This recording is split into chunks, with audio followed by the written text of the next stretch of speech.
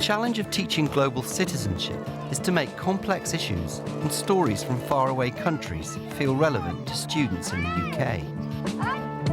But fair trade is an issue that directly links consumers in the West with producers in other countries.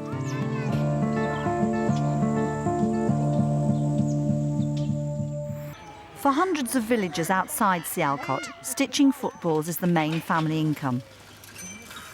Traditionally, this was low-paid work, but making fair trade balls guarantees a better wage.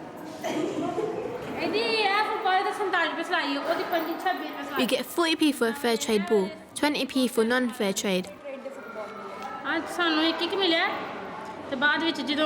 Today, we've only got one fair trade football each because the orders are low. But during the World Cup, there's loads of work. Everybody wants footballs. We get 7 or 8 a day. Once I did 10. The money from the fair trade premium pays for an infant school attached to the stitching centre, so the women can bring their children to work with them.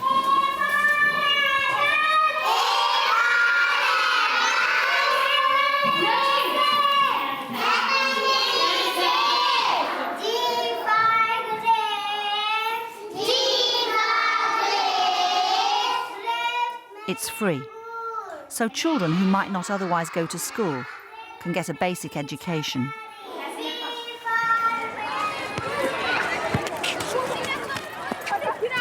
When I buy a ball, I look for the brand, just because I know it's a better type of football normally. I usually look for like brand as well because I don't really buy balls from like the pound shop and stuff. I like the brands and they're famous and they're better quality. Brands are very dominant in sportswear, and this is what we have as a problem as competitors. In this country, the proportion of fair trade football sales are probably under 1% of total football sales. Fair trade products often cost more, but these footballs cost less than the major brands. This is our top-selling football, so team footballs, retails for £9.80. Perfectly good quality, non-PVC football. Now, if you compare this to some of the other brands, this one's for $14.99, this one's for $14.99 as well. Now, what would you rather? An ethically produced fair trade football for a tenner, or another brand for more money with no fair trade label? James's fair trade footballs are having a huge impact on this village near the stitching centre. Kiran is 16, and all her family work in the football trade. I live with my mother and I have 6 brothers and sisters. We all live together. My father died and I decided to leave school because we didn't have enough money at home. But because of fair trade footballs, we've been able to earn more and I'm still able to go to school.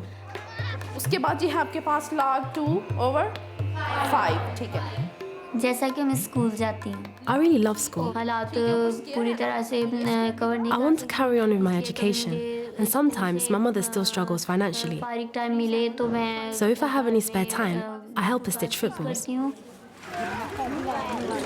During the summer holidays and after school, Kiran works with her family to help bring in extra money. अगर हमें ज़्यादा से ज़्यादा fair trade के football मिले तो मेरी mother जैसे कि मेरी माँ The more fair trade footballs we are given, the more our mother will be able to support my education and my brothers and sisters' education. करेंगी मेरा ये है कि I want my future to be good. If I continue my education, then we will be okay. The fair trade premium also pays for medical care for everybody in the village. Last year, Kiran's aunt was very ill, but with free medicine, she can carry on working. I'm having treatment. The doctor here can't treat me because I need specialist care. I've got bad problems with my head and my heart. My medicine's expensive. If it wasn't for the free healthcare, I wouldn't be able to afford the medicine and I wouldn't be able to survive. That's because of fair trade. Most people in this area depend on footballs to earn a living, and one of the aims of fair trade is to break that dependency by giving people the opportunity to start their own business.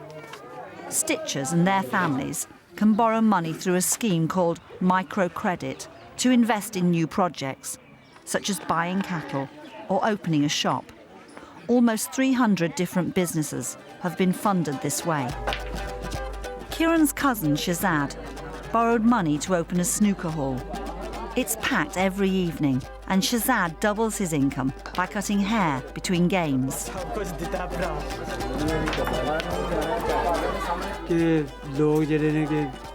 Before I opened this, there was nowhere for people to go, so we just used to hang around at each other's houses. Now everyone can get together here. It's much better. I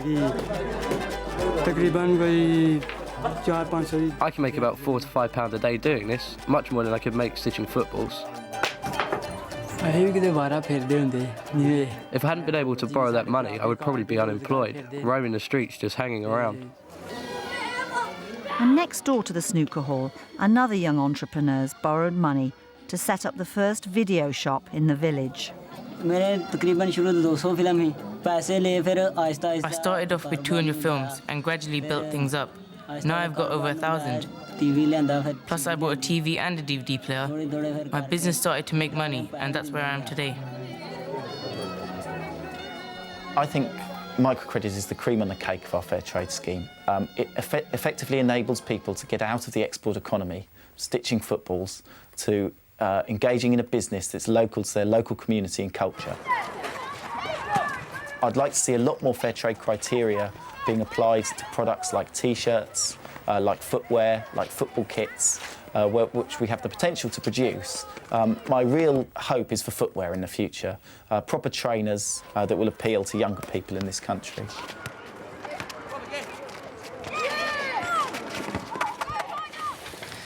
So, what did you think about that? I think the fair trade was good because her aunt was really ill, and if she didn't belong to fair trade, then she probably would have died because she wouldn't have got all the medicine that she did get because of fair trade. I thought it was good that woman that did stitching the footballs, the other children, they could go to a building that was attached to the place where you stitch footballs to go to school, free of charge. Jasmine? I thought it was good because they set up shops in the community that people can go to, and it's helping the community as well as the person. Fair trade makes all the families that are in it really happy, even though they only get 40p, but there's still quite a lot in where they live, and it's like a big change in their life, and it's really nice to see. Pass that round, have a look. What do you think? How does that compare to a branded football? Do you think it's the same? Do you think it's better? Do you think it's not so good? Other than the logos on it, is there any difference? Who would it make a difference to now, having seen it and seen the effect it would have? Would that persuade you to buy a fair trade football against one with a logo on? So for most of you, you think that would make a difference. If we could make a difference as a school, how would we go about it? What would you need to do to make those sorts of changes in school? We'll feed back in a minute. You can discuss it in your groups first. Not everyone in the class is convinced they should choose fair trade.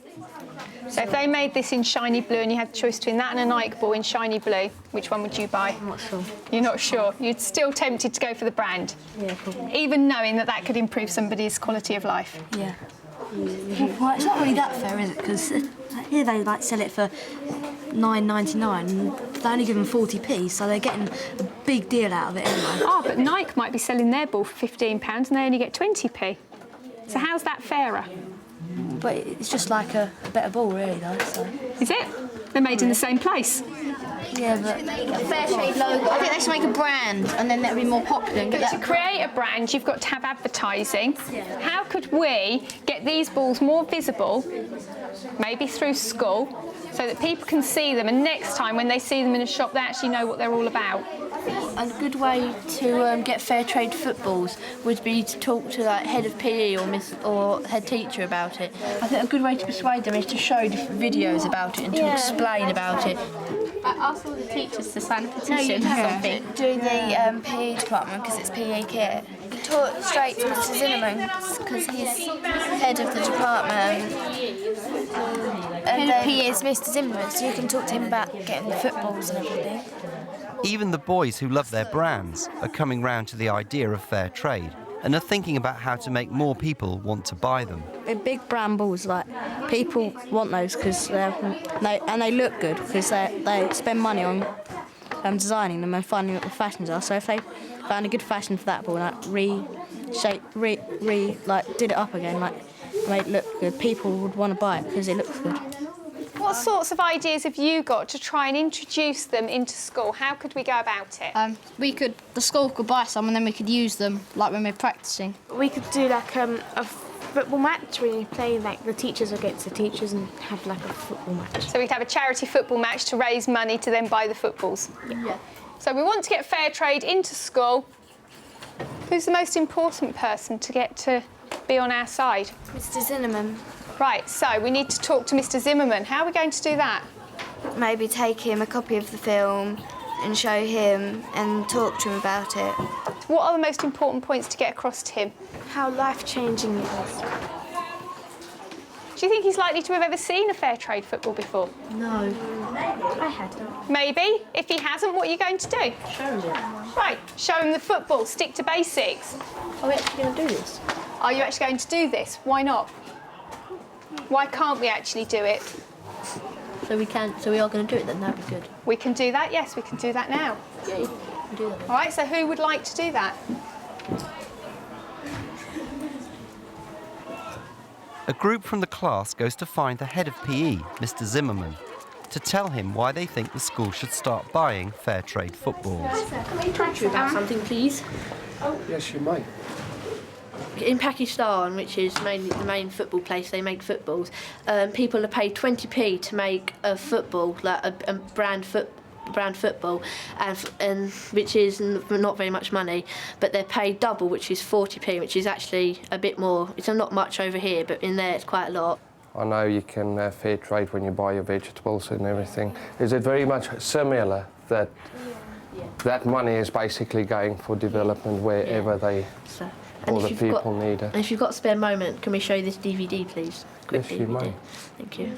It's going really well. He's thinking about it, and we're just about to show him the DVD now. So hopefully he'll think it's good, and he'll start buying fair trade footballs. The PE department will definitely support you because we believe in the old school ethos of citizenship. So I'm looking forward to speaking to you guys again.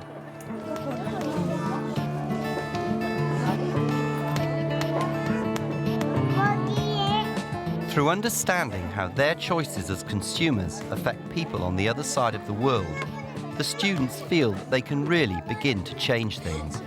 I'm quite happy with how it went. It's a bit shocking that it just sort of turned out like this. I hope we'll be able to get more footballs and see that it's changing, because then maybe it will make other schools, if other through our friends, other schools will see what we're doing. Maybe they'll try and introduce it to their school too.